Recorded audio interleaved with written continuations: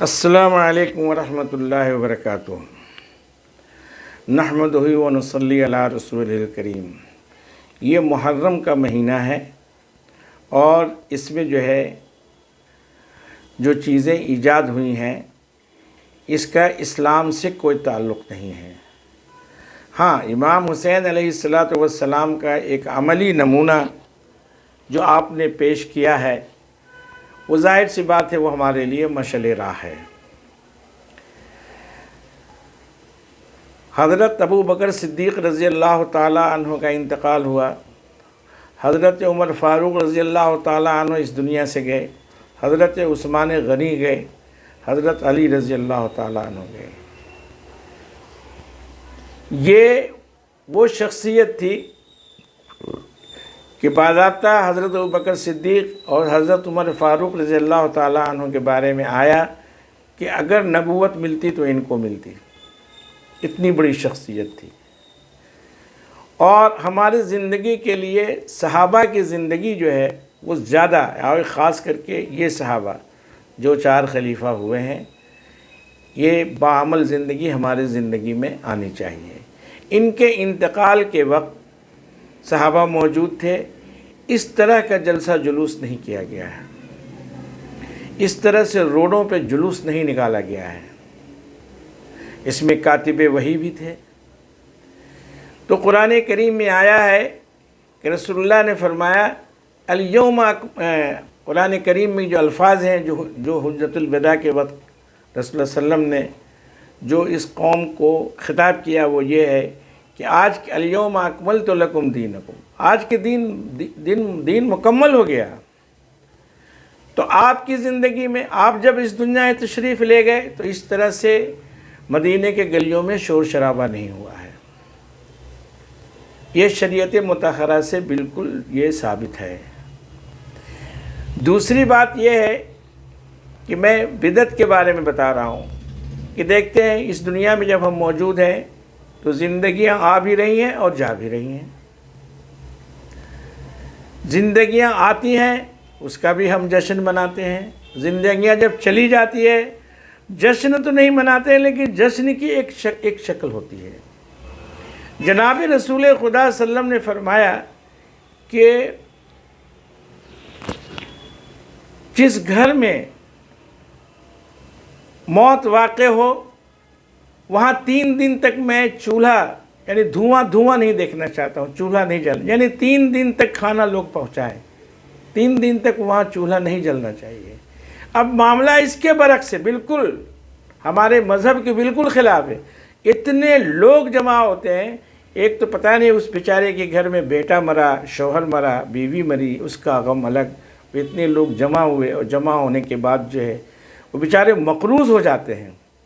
پیسے گھر میں نہیں ہوتے، اپنے زیور یا زمین وہ گروی رکھ کر کے وہ مہمانداری کرتے ہیں۔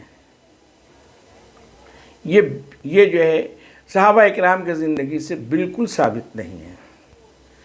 دوسری، جناب رسول خدا صلی اللہ علیہ وسلم کے زمانے میں یہ پٹاخہ اور یہ روڈوں پہ بھیڑ لگانا، جمع ہونا، یہ آپ کی زندگی سے ثابت نہیں ہے۔ آپ پورے اسلام صحابہ کی زندگی، رسول اللہ صلی اللہ علیہ وسلم کی زندگی، اس کا مطالعہ کر لیجئے، بالکل نہیں ہے یہ۔ تو میرے بھائی اس سے بچنا چاہیے۔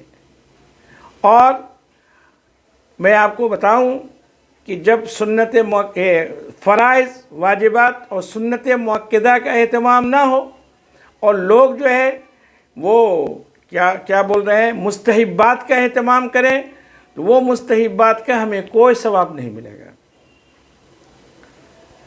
تکبیر اولیٰ سے نماز نہ پڑھیں، مسجد نہ جائیں، نماز کا اہتمام نہ کریں، اور جب یہ تہوار یہ تیجا، 40واں یا یہ شب برات وغیرہ پہ پٹاخے وغیرہ چھوڑنا، اور خاص کر کے اسی دن قرآن پڑھنا، یہ شریعت سے جائز نہیں ہے۔ قرآن روز پڑھنے کی چیز ہے، روز پڑھیے، روز اس کی مطلب جو قرآن کہہ رہا ہے اس کو اپنی زندگی میں ہم اتاریں۔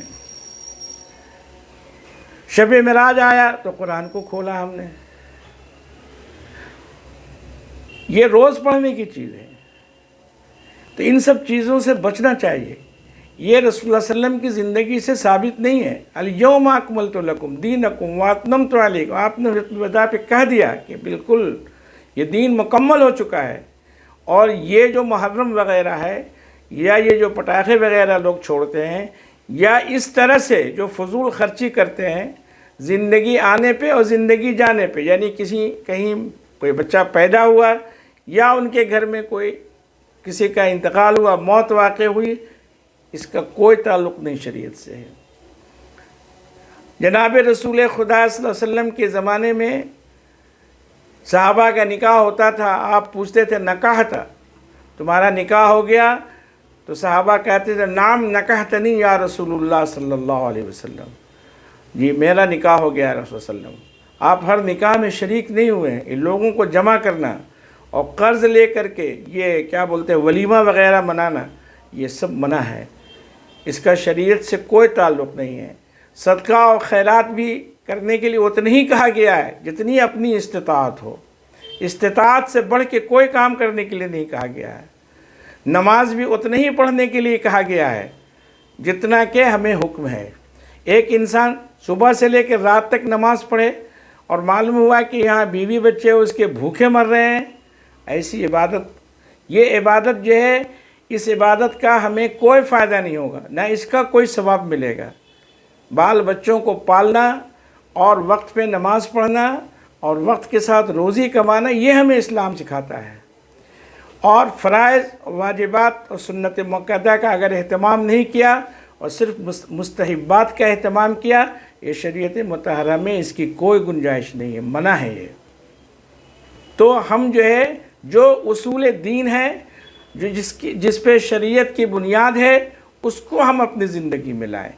یہ محرم وغیرہ، یہ تیجا چالیسواں، یہ پٹاخے وغیرہ جو ہم چھوڑتے ہیں، اس میں کیا بولتے ہیں برا-وفات میں یا عید میلاد النبی میں، یہ سب جو ہم کرتے ہیں، یہ رسول اللہ کی زندگی سے بالکل ثابت نہیں ہے۔ نماز کا اہتمام کیجیے۔ یہ جب رسول اللہ صلی اللہ علیہ وسلم اس دنیا سے جا رہے تھے تو اس وقت آپ بخار کی حالت میں تھے، تو حضرت ابو بکر صدیق رضی اللہ تعالیٰ عنہ کو آپ نے آگے کیا کہ تم نماز پڑھاؤ۔ تو آپ کی وصال کے بعد صحابہ سمجھ گئے کہ جب رسول خدا صلی اللہ علیہ وسلم نے امام حضرت ابو بکر صدیق رضی اللہ تعالیٰ عنہ کو بنایا ہے، تو سارے صحابہ اس پہ متفق ہوئے کہ انہی کو اس امت کا خلیفہ ہونا چاہیے۔ تو نماز سے کتنا بڑا مسئلہ حل ہوا۔ تو جو ہمارے مسائل کا حل ہے اس کو چھوڑ کر ہم فروعاتی زندگی میں جو پڑھ رہے ہیں، یہی ہماری تباہی کا سبب ہے۔ اللہ تعالی ہمیں کہنے سننے سے زیادہ عمل کرنے کی توفیق عطا فرمائے۔ وما علینا الا البلاغ۔